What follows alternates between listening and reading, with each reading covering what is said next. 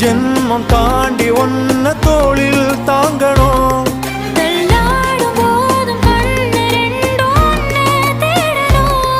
உயிர் விட்டு போகும் அந்த நொடியில் ஓருவம் முன்னால் வரணும்.